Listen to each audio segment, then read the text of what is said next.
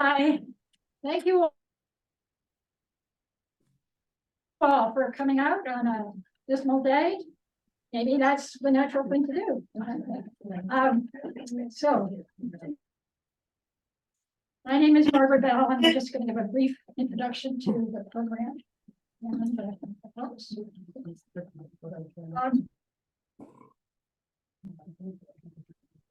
Today's panel will discuss an expanded version of the GreenStreets program that a group of us, led by the Garden Club, began planning a year ago. The group is started as the Tree Working Group, which we named Twig, just in case you hear that term coming up. We four panelists, who's myself, Lexa, Carol Herwig, Mike Hurley, all of whom you know, are going to describe the new initiative which grew out on GreenStreets. First, Mike Hurley will give us a mini history of GreenStreets, which he started during the last century. Do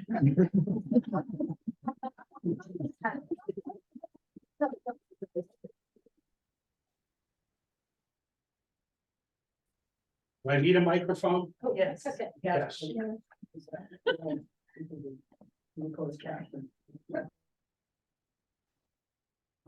Recently at the Colonial, I noticed people use a microphone like this. So when I'm talking, I'm going to try and do better. Thank you for that introduction. Yeah, we started planting trees 44 years ago. Wow. When I was 29. So I'm tired. And it starts with where we came from, and I'm going to try and lead right into this. When I got to Belfast, and I was 29, Belfast and every other town in New England and in the country had been devastated by the Dutch elm disease. Waterville, the elm city, many other cities all over the country, the elm city, and they all died. I got here and there were still big elms everywhere. In fact, I was coerced into a work program where I had to cut with a crosscut saw giant elm trees for firewood. And split it, and it's really hard wood to split.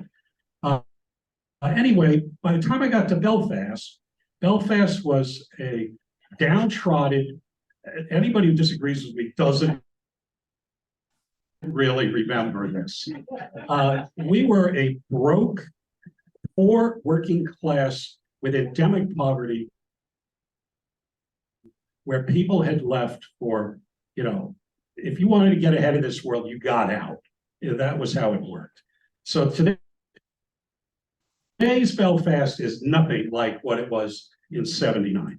The trees had all been cut down. The elms, which if you've ever seen Church Street, was incredible, all through the town. There was a giant elm tree at the foot of the Opera House in Post Office Square that probably had like a 5-foot diameter.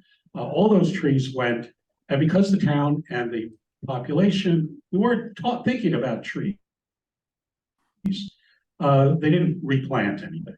And I showed up along with some other people. And for the first Church Street Festival, we planted some maple trees in front of the old district court and between City Hall and the courthouse. And we continued to start doing that. We started every year. We'd like, okay, yeah, that was good. Let's plant a few more. And it was purely 1, 2, 3 people. And then it kept getting a little bit bigger. And we would buy trees. We didn't get any money. We didn't get any funding from anybody. This was out of pocket. Rennies would have these tree sales, and then they would sell us whatever was left over for like $5 a tree. And we would just come swooping in on a Saturday morning and plant trees wherever the hell we felt like it. We didn't ask anybody's permission. We didn't go through, we didn't look up at the wires. We never thought these trees are going to grow. Actually, we did mostly, but we didn't. And we certainly did not ask city permission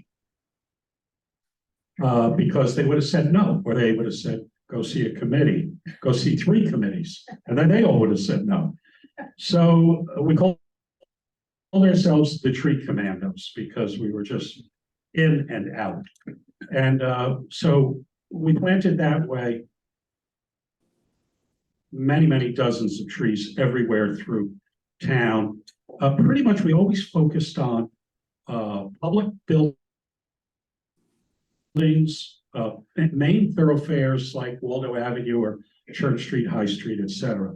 And then we wanted to do a big project along the sewage treatment plant between that and what's now where what we call the Stego building, where the Potter, Gale Savis's pottery, etc. That was all just rough, wild land. And we wanted to plant a bunch of trees and shrubs along that fence. We went to the city. And that was when, okay, you got to get with the government program. And they referred us, City Council, to I think they might have even included the Garden Club, but they certainly said Parks and Rec, the sewage treatment people, another one, and Wilma Moses, who was the city manager, stopped me as I was leaving, going, "Oh, that worked out great." And she said, "Forget all those people, just go do it."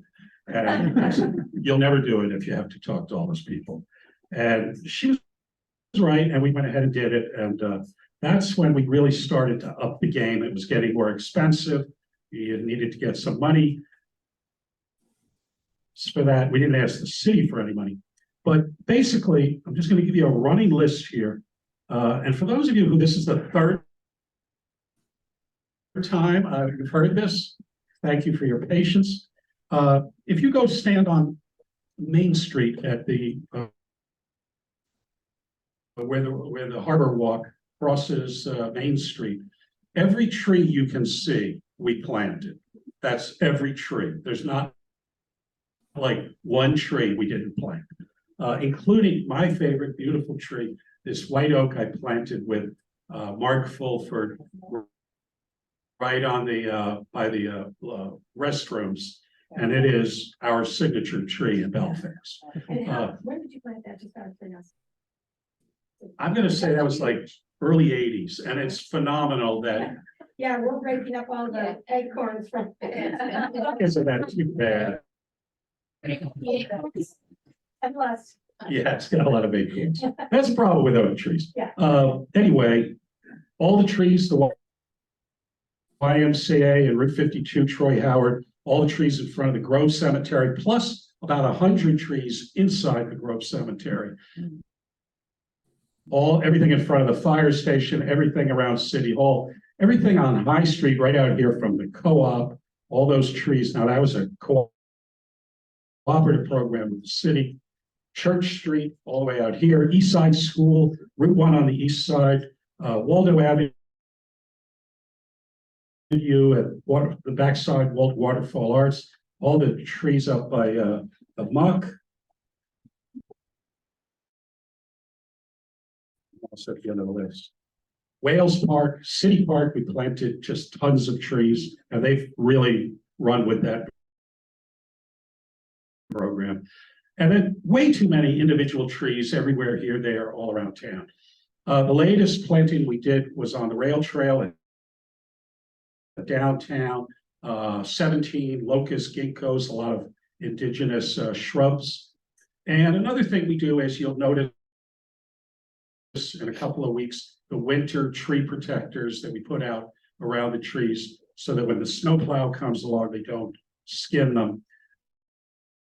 And over the years, not just me, believe me, I cannot do all this. Lots and lots and lots of volunteers, many different people, many who aren't with us anymore, who were fantastic people, and many who still are and who are now helping. We also, about that time, started where before the city was kind of our enemy, became slowly our ally, and now a really good partner on this stuff, both in terms of funding and grant writing and facilitating all that, and being proactive and not, that doesn't mean they're perfect, believe me. All you had to do was experience the tree pruning on Church Street to know that they could get off the reservation like that. Lastly, I just want to say a shout out to Elizabeth Chase, who left us about $5,000 when she knew she was going to be dying. And we run on almost no funding, and she has made that really possible. So where are we today? We had this tree commandos thing, and we did a great job, I think, but we need to move on to the next step. That's what you're going to hear here, and you're going to hear about Twig and what exactly what we do. It's become a lot harder to find locations to plant trees because we planted so many of them pretty aggressively. But there's still lots and lots of places. We also have a lot of trees that should be removed, should be pruned, should go. And that's really the next step.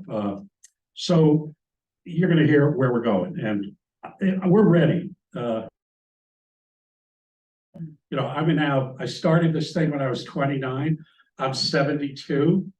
We don't dig holes and move big trees as easily when we're hitting this age. So we got to recruit new people and also more funding. It's a lot easier to fund a, terrific young team of guys who come with trucks and front end loaders and everything else than it is to move a tree by yourself. What can you do to support trees and green streets? By the way, our mission always was plant, protect, and advocate for trees. So even though we didn't plant an ad, like for instance, when the Waldo County commissioners wanted to cut down every tree around them, including between the parking lot behind the district court, he said, stop, you don't do that. And they didn't. And so advocating is as important as planting. I'm about 2 minutes, 1 minute out. So what can you do to support the trees? Number one, support this program of this idea of a new way of doing it with a tree board, with a professional tree warden, a professional tree arborist, because we're really ready to do that now. We're not, the Belfast of today is not the Belfast of 1980. And it really needs to take this next step. So I definitely support the Garden Club and these efforts to do this. And of course, the devil's in the details, and supporting that is going to be really important. Right now, how many people are members of the co-op? All right. GreenStreets is in the running for the Roundup program. Please vote for GreenStreets. It all goes into the ground. We have a very, very tight little budget, and we don't spend any money on staff or anything. So thank you if you could do that. The voting's till October 30th. And lastly, please give me your email. I'll add you to the mailing list. We send out work notices. So next weekend, we're going to be we have a little mini nursery up at the transfer station. You can see right by the scale, there's a little shed that needs a new roof. We already bought the roof. We've got to screw it on. We're going to do that this weekend, hopefully, if it doesn't rain. And we repair the tree protectors, and then you'll see the tree protectors. So that's what GreenStreets has been doing. And when I drive around, I see all these trees, and the trees are not in perfect perfect condition. They need a lot of work. You're gonna hear that. But Belfast is doing way better than a lot of places in terms of this. And so again, for all the people who have supported us, who enjoyed it over the years, or helped, and even those who are not here anymore, I'm thinking of Erwin Brown and Charlotte Peters, who many other people who helped in many ways. Thank you to you guys. Thanks. Thanks, Mike. So last fall, Mike approached the Garden Club for help with planting trees, preparing the rail trail for new trees, and for staking the trees downtown against the snow plows. He also asked us if we could do more, the Garden Club and others, knowing that he'd been doing this for 4 decades and needed more help. So since the 1970s, climate change, new disease, and knowledge about invasive trees has changed how we look at the tree canopy. We now know trees contribute more to our environment, our well-being, and our economy than we ever knew before. This has increased our awareness in the United States and in Belfast, even in Belfast, that there's need to take a more scientific and systematic approach to the trees and the ones we plant. So last January, a group of interested club members, residents, and scientists met to consider how could we build on what GreenStreets has done. So you all know Alita McKeague, and she's head of the city arboretum, and she told us the first thing you need to do is have a tree commission. Well, we didn't know a commission from a committee. We didn't know the details of our tree ordinance. And so we got together and talked about that, and we knew that the tree warden wasn't a tree expert. In fact, he was head of public works and not a tree expert, of course.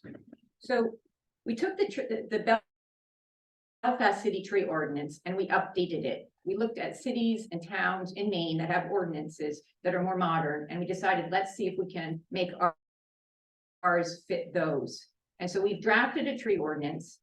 It's proposed now to city councilors that would establish a tree commission. And the tree commission would have about 7 to 9 members, scientists, hopefully experts in their fields, and a tree warden. And the tree warden would be a tree a certified arborist. The commission, this is important, the commission would have authorities to protect our trees and take actions to manage and enforce the new tree ordinance. So it wouldn't be managed by the city councilors having to make decisions, but by actual experts in their field about trees, soil, those kinds of things. So a tree commission typically has what they call a tree management plan, and it's created by the members of the tree commission. And the first thing you have to do when you have a tree management plan is have a tree inventory and mapping up the current trees. So that's why I'm going to turn it over to Carol Herwig, who is a member of the Garden Club and a certified tree arborist, who is really a huge part of our group.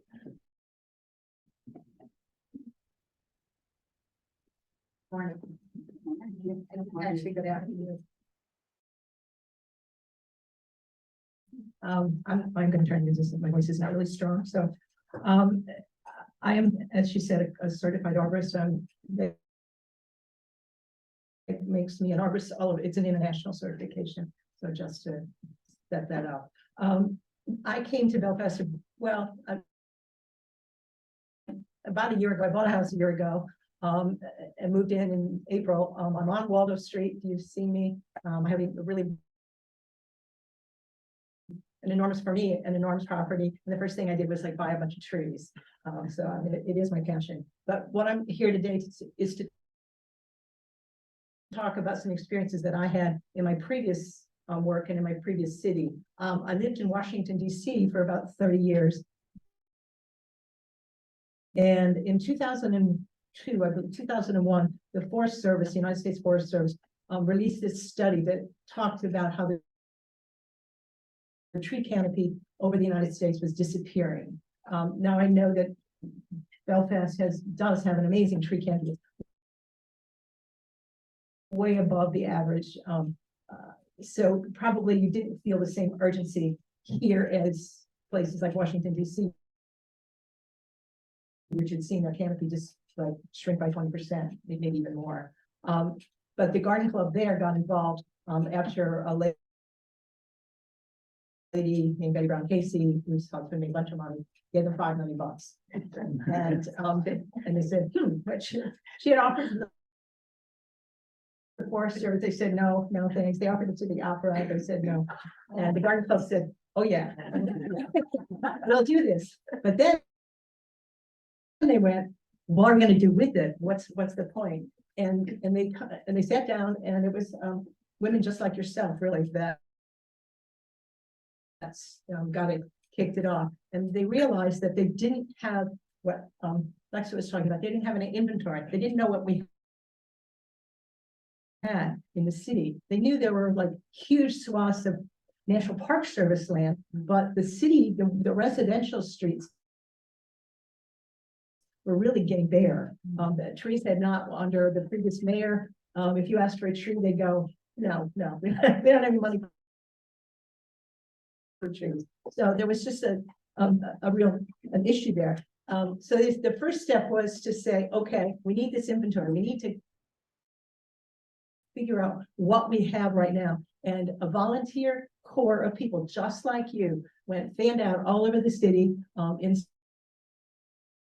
small groups with iPads, and usually one person who had some expertise on iPad. There were a lot of Penn State grad students, things like that. And we went tree location to tree location on every street in the city. And these were all just the street trees. We didn't deal with private trees at this point.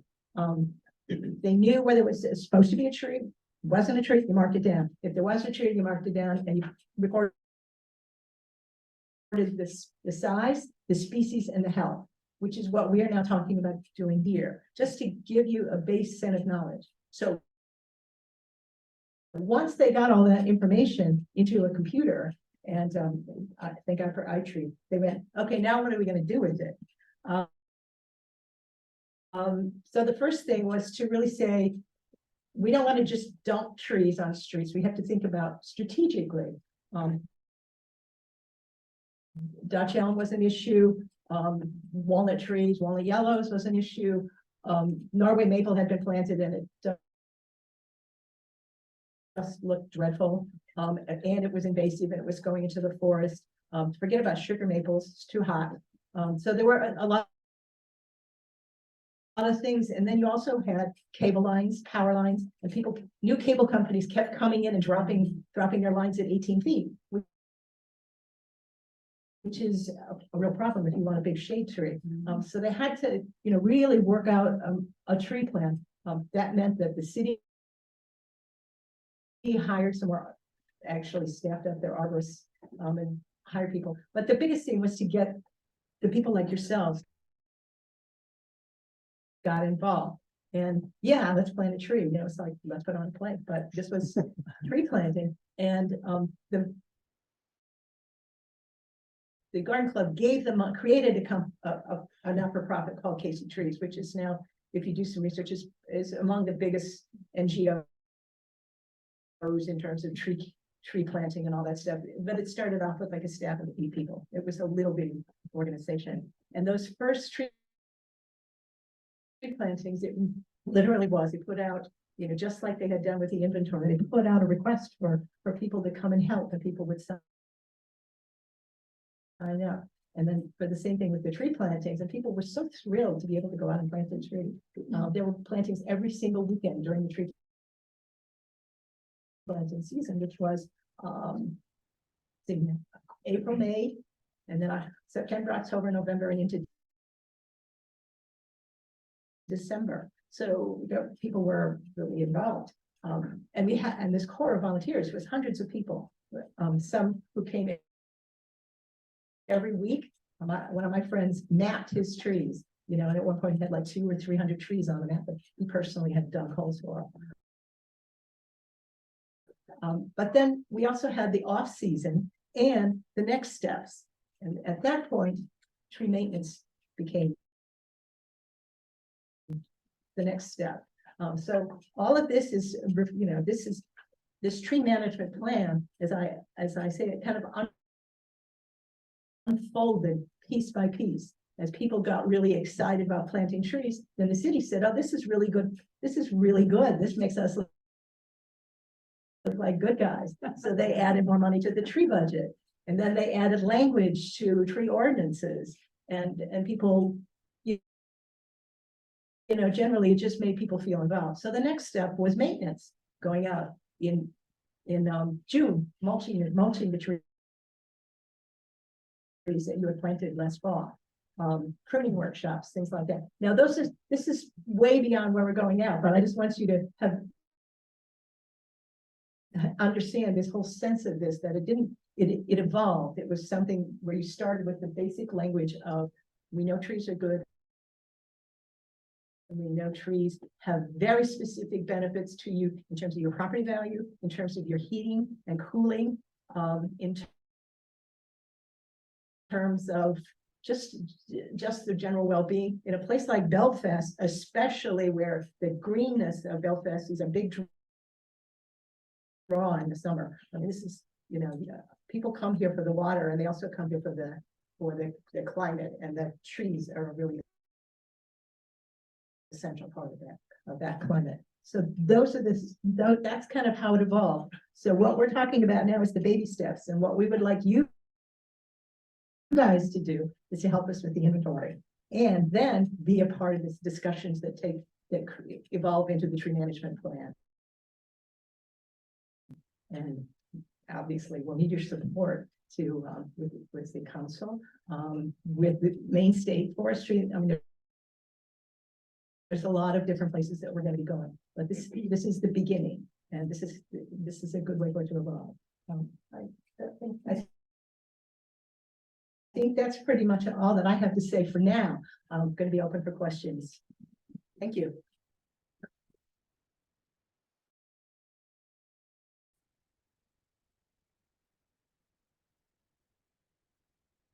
I'm the last speaker, and I'm just gonna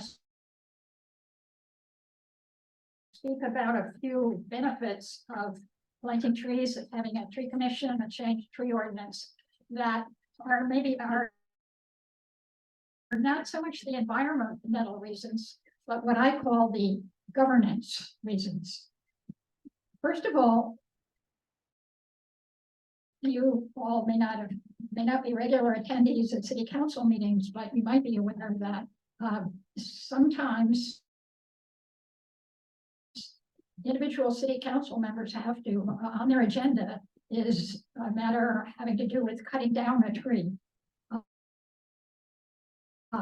And individual members have to go out and assess the tree and make a decision about whether to cut down the tree or not. But they're not arborists particularly, but one of them is Mike, who might have even planted that tree. He's got an opinion about that tree. And so it would be a relief to them to have a tree commission that did have arborists on the tree commission, or a scientist who knows about trees and so forth. Yeah. Who does it now, or who has done like pruning of the trees and such? Because Yes. we know two that need to be a little pruned. I mean, well, one's a tree at Waterloo, and you know, it was told that we couldn't touch it, we couldn't prune it, that the town had to prune it.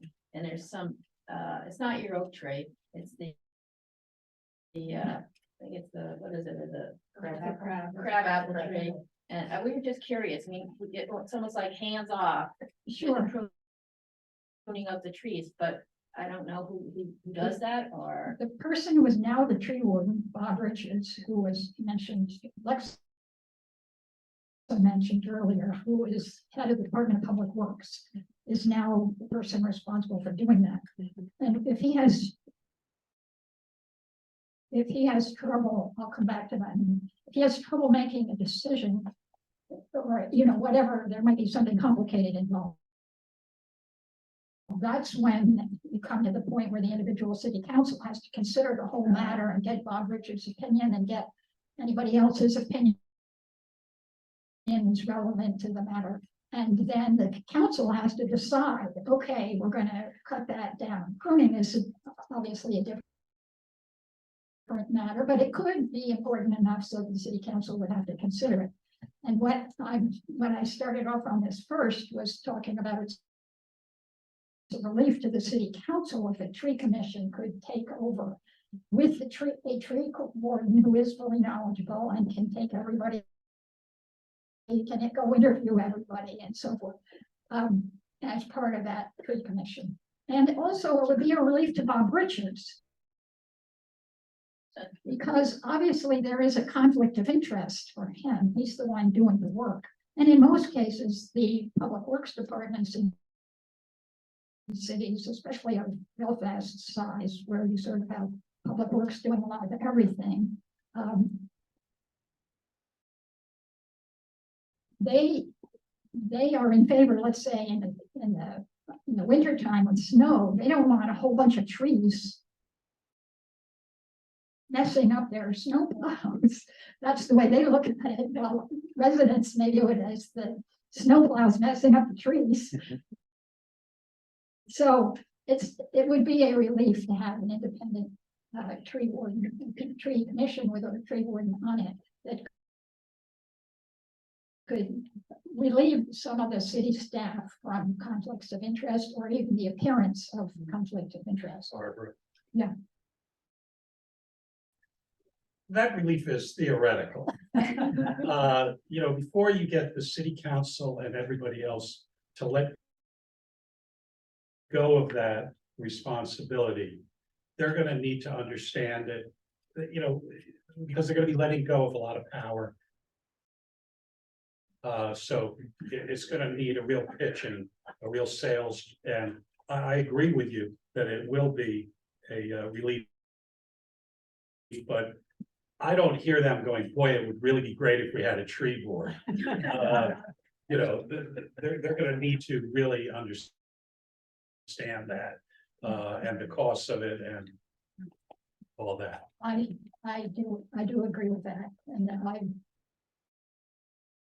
obviously presenting the positive case Yeah. here, and we do need to hear the other side.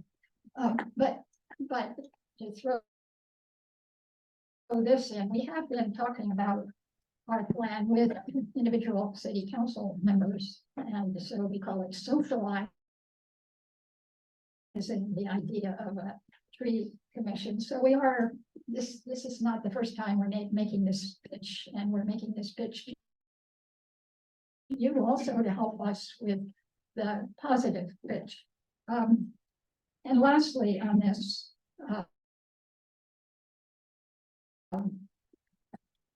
property owners in the city, and maybe you are some of the property owners who have encountered this. First of all, it's hard to tell the difference between public trees and private trees, because it's Belfast doesn't always have sidewalks where you can say, well, X feet from the sidewalk belongs to a property owner, and you know, if it's X minus something, that doesn't, it belongs to the city. So that's a problem if something happens to a tree, who's going to pay for whatever needs doing to it. That's one problem. But then that itself tends to lead to other kinds of problems where people, property owners, who have a problem knowing what they can do or not do with a tree on their, like, that might or may not be on their property, don't have routine pathways for bringing this up. Do they talk to the city manager? Do they talk to a council member? Do they talk to Bob Richards in Public Works? Who do they talk to? Is there a form they need to fill out? There's not sort of a set pathway for dealing with these matters. And so all kinds of issues can get brought up without getting solved and, or they get resolved by fiat, by either the city or the property owner. So if there's a tree commission, it's pretty obvious what the pathway, and the commission can make it their business to create a pathway, a set of forms, or the given person to call, and so forth and so on. So these are all what I'm calling governance issues that the tree commission could address. And unlike the commando approach, I'm probably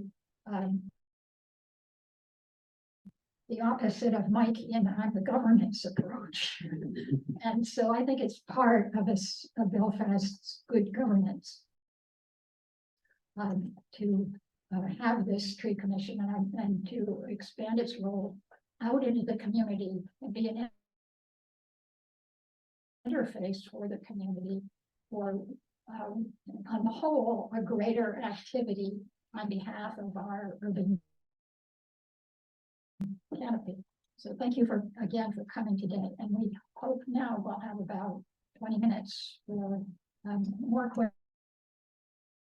questions and answers. And thank you for those who have already started off the question. Yeah. I know that Camden has this sign that says they're a tree city USA. Is that a goal for Belfast? And how does that happen? Carol, Yeah, let me I can talk about, so Tree City is part of the Arbor Day Foundation. They're located out in the Midwest. Sorry, and they have certain requirements. One is budget. Yeah, $2 per resident and budgeted in the city budget. They also want an inventory, and they also want a diversity in the planting, much the same as the city park is a certified arboretum, because they have done that and they did it by going through that process. So it's a nice thing. In addition, I'm part of the New England chapter of National Society of Arborists, and they have an annual grant for Arbor Day, where we can, as a community, do some planting, have some kind of a community events, maybe get 3 or 4 trees in a key public place that could use some trees. There are other things, but that's a nice thing. It's a welcoming sign. Just to add to that, we finally upped the budget. Every year we've been upping it. Mary Mortier, who is a bear on the budget, has led the increasing of funding, and so I do think we would qualify to be a tree city at this point. Definitely a process that we should go ahead and start. Good. Yeah. thank you. You're the subcommittee, the tree city subcommittee. Yeah, I just, because I work at Canada, I see it every day. I've been Yeah, it's just a nice, you're right, it's very welcoming. Yeah. Are these it's going to be for the entire area of Belfast? I live on the east side, which sometimes feels a bit like a correlation. And the downtown is much more beautiful. So in terms of taking inventory and plantings, do you have a goal for geographic areas? Yes, I mean, yeah. I mean, we're going to start downtown because it's the easiest part, and because we have a core of volunteers. There's 12 of us, 10 something like that. Yeah, 15. So we will get Church Street done and Congress Street. But yes, the plan is to go beyond into residential areas, much like the east side, and moving out in the other directions. It won't just be downtown. I think it'll run into a little bit more of a problem. We started getting into some of the wooded farm areas. Like I walked the trail the other day, and there's a lot of property out there, and most of it I think is private property. There's a lot of private property signs there. Well, I suspect that some of it is not because it is public lands. So those things are gonna take a little bit more work, but yeah, no, east I'm side should thinking, not be I'm thinking forgotten. area, not Could I rural ask- areas. But areas like Patterson Hill Road and Robbins Road, Mhm. where there is a lot of foot traffic and there's Right. mixed housing there. So there's a lot of children walk along the road, which is not very pretty. And Sounds like it needs trees. needs something, yeah. So, East Side School. Route 1, we planted not a huge amount of trees over there, but it's a little hard because you deal with commercial interests who do not want a tree, even though it's on city property or state property because of the road width. But we all from the walking bridge up and that little triangle up there, there's a lot of trees there, and also on Swan Lake Avenue and certainly on Route 1 headed towards Searsport Avenue, a bunch of trees, but could get more. And what you're talking about, something like some of those roads are just hard to slow people down on, and it's been a problem. There you go. Yeah, I mean, safety is always an issue when you do these kind of tree surveys. You have to we wore orange vests. Well, for the group that I did right now, we're working without orange vests, but that might be something to think about in the future. Other questions? Let me, I can go ahead and. Why don't I go ahead and introduce while you think about those questions? I just want to make sure that other of you know that we have a few important people here in the group. Alyssa Stone sitting right there. She's a tree soil scientist, former environmental consultant, and a huge member of our group. And next to her is Fred Bowers, who many of you know is the former head of the Climate Coalition. And his work about the Belfast trees, there's a article on the back table that he's written about the importance of the trees and the shrubs underneath them and that kind of thing. We also have Alina McKee, who is the city arboretum, but she's also soil and water. We have, of course, the folks up here. John Steed, some of you may know, he's an expert in GIS and LiDAR and all kinds of things that help us map the trees. So when we do the inventories, we'll be able to overlay them with things like rights of way, ideally, and water sources and things way more complicated than I understand. But we really thank him and Drew and Fred for taking that on. Barry Hanstein in the back is involved. Drew, my husband at Clifford, David Aguirre is not here, but he's our guru on the city council. He always tells us what's really going on down there. And, I have to tell him. and then Kip Coleman and Brett. So And I would like to just say, Roger Lee, who's sitting in the back, former city councilor. Roger was a GreenStreets volunteer before he became a city councilor. So like this project on High Street right here really was part of the city that Roger championed and really was part of the government really coming onto the same program of where trees were not necessarily an enemy to be thwarted. When people say this, where they don't like to plow around a tree, I go, I get that. How do you feel about mailboxes? Or how do you feel about telephone poles? Okay, so we've gotten to the point where everything is a problem to plow around, and trees are not the enemy. And the Public Works has really come on board with that. But I wanted to give a really good example of, you asked about the pruning, and I'm like, you should talk to Bob Richards, but I would say my advice probably would be prune it as long as it's not a massacre. Well, get some help. Yeah, get somebody who knows what they're doing. Yeah. Church Street, completely out of the blue, when you turn around one day, Bob, the tree warden, had told his guy, prune it, and the guy went down Church Street and just.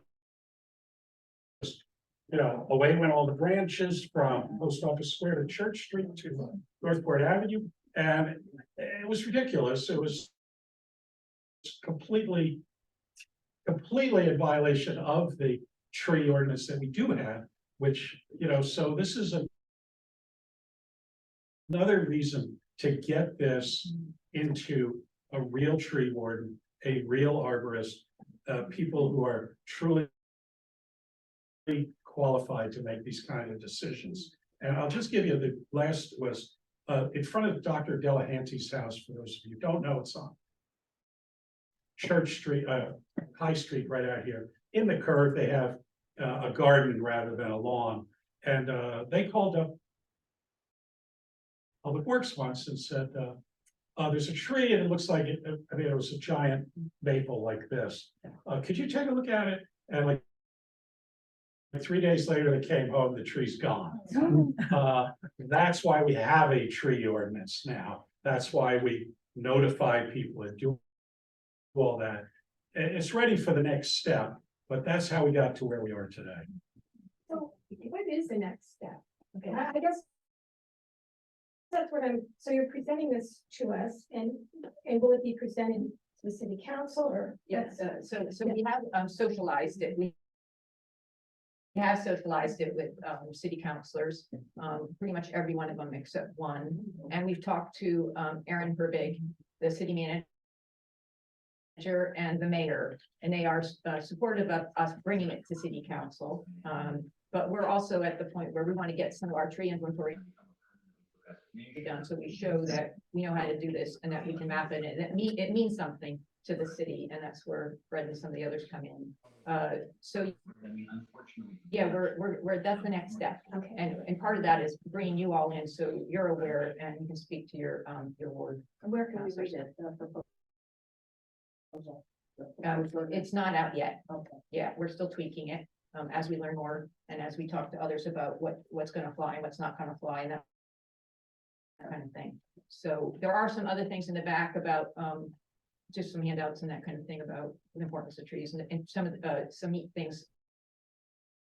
If you want to identify the trees in your own backyards, it gets under your skin. We started doing it a couple weeks or 3 weeks ago, and now I look around and always trying to figure out what trees are out there. It's a lot of fun, actually. I know there's a couple of questions. We have Michael, you had a question? Yeah, this is probably go to Mike.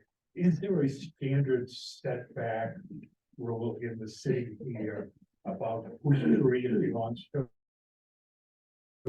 Yeah, there are standard widths of roads. So for instance, Commercial Street, 50 foot from the center of the road out to the side. Generally speaking, you'd be shocked to find how much of your property is actually city or under city control. So, yeah, I mean, different. Waldo Avenue is a much wider one. Route 1 is even much wider. So depends on the road. Yeah, because I know I can't tell you every on road. Bayview where we are, a big limb came down a couple of years ago and blocked our driveway. And we had someone to come in and look at it, and they wanted an enormous amount of money just to get it out of there. So we called the city and they came in and they found it was a 25-foot setback. And indeed, the city did own the tree, so they had to clean it up at their expense. Yeah. Is that kind of standard 25 feet? I'm sorry, yeah, when I said 50 feet, those are 50 foot, 25 from the center. And on Bayview Street, yeah, but on Northport Avenue, different. Church Street might be different. Okay. So there are 50 footers, there are 75,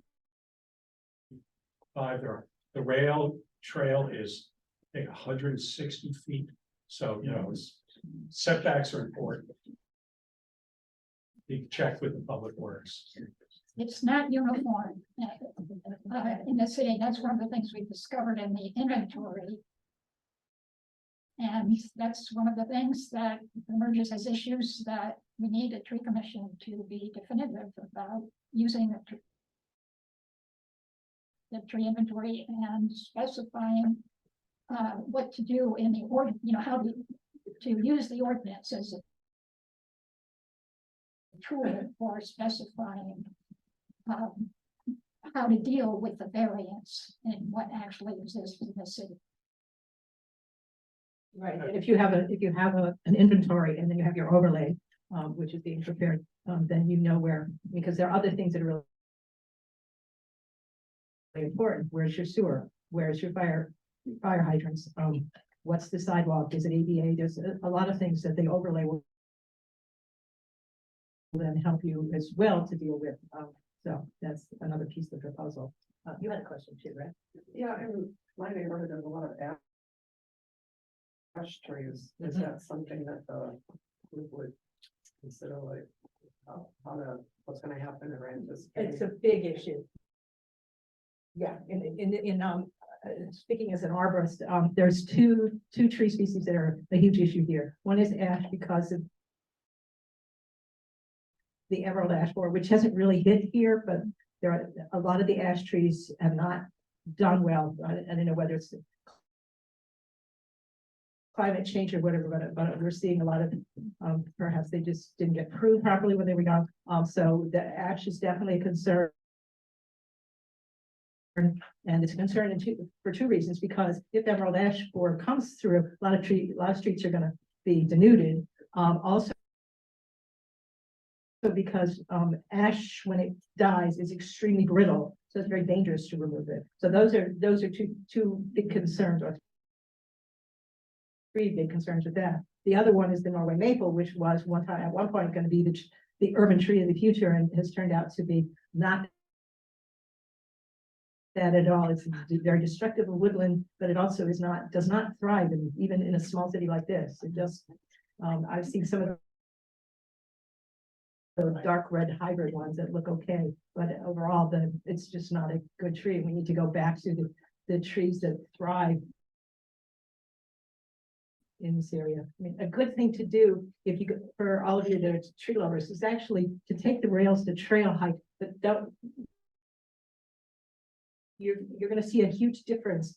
Like the first mile is like kind of getting overrun by urban trees like the Norway maple. You get out after that picnic area, and then you start to see the trees that really belong here: the white oaks, the red oaks, the different conifers. And some of that is going to be trying to figure out which species is going to adapt as climate change comes through, because that's definitely a microclimate. And then some of it is just going to be what trees work with all the other urban stuff, like the power lines, like the sewer lines, the ditches that deal with the stormwater runoff. So yeah, those are all the important issues. Did you have something? I was just wondering, as part of the next steps was, are you looking for volunteers today to Yeah, help with the We inventory? are, and there's a sign up in the back. Thank you for reminding me. If anybody wants to get involved in any way, not just with the tree inventory, if you want to participate in our group, you've got. So I just want to go back to that request. Say you have a tree. The city has done terribly at maintenance and pruning. We've spent all our money either on tree removals when they're falling. It's very expensive to remove a tree, and we don't have a huge budget for it. So you can imagine that last hurricane, that's where the money came for all the tree removal, was out of that tree line. We don't have a hurricane line. And so then it doesn't leave money for tree maintenance and pruning. And so 10 years later, you have really serious problems because you didn't prune it when the time was there. But again, if you ask for pruning, it generally doesn't get approved, doesn't make it past the public works, because it's not viewed as priority as opposed to removals. And the removal we used to get dangerous tree requests. We still do. But now we get a lot of landscaping requests. And in which case, what we say are either, yes, you can remove it at your cost, if it's on city property. Or no, that's an important Belfast city street tree. You can't remove it and not even at your cost. Other questions? Toss them out there.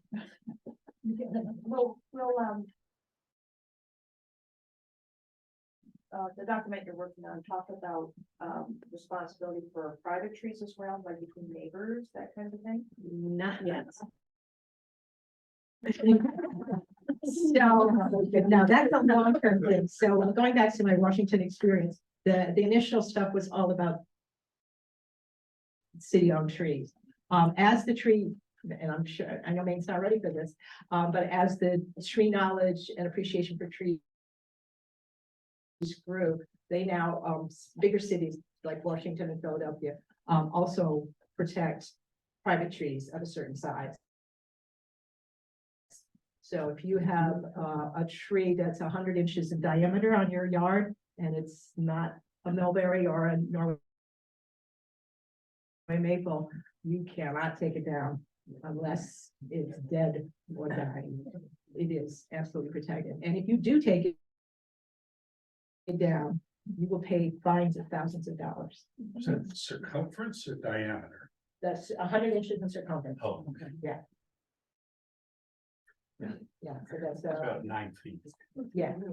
There is some state guidance though about if you were looking at what you can do between neighbors, trees. Well, yeah, that's a legal issue in terms of, in most places, you're allowed to cut the tree up to your property line as long as it does not harm the integrity of the tree. Let's take one more question in the back. I just wanted to know something about process. Roger and I were lucky enough to walk 2 trees from our right of way on Park Street. Last year, a big old maple just went down in a gust of wind. The city took that one out. And we ourselves hired somebody to grind out the stump, and we'd like to put a tree there. 2, today, this summer, we lost a beech tree, clearly declining, and the city council approved it, and it needed to go, and so they cut that down. So my question is, what, maybe there's just not the budget, are we supposed to grind out the stump in a city right away? And 2, since we want to plant trees there, does that require approval by the city, or do we just talk to an arborist and plant something we want? Because this is city right away. So stumps are very much a gray area. Pretty much the city doesn't remove them, cuts them down, and then there it is. Thank you for grinding it out. And thank God that there's a lot of people grinding stumps these days. The other one is, yeah, that's part of the current tree ordinance. If you want to plant in a city right away, you should ask for that.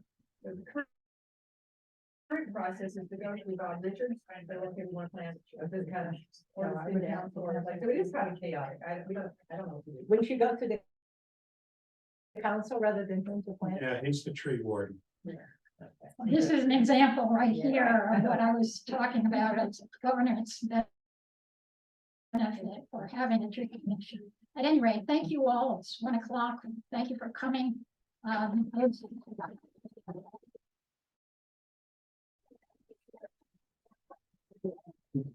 Yeah. People will be around during the next half hour. There are refreshments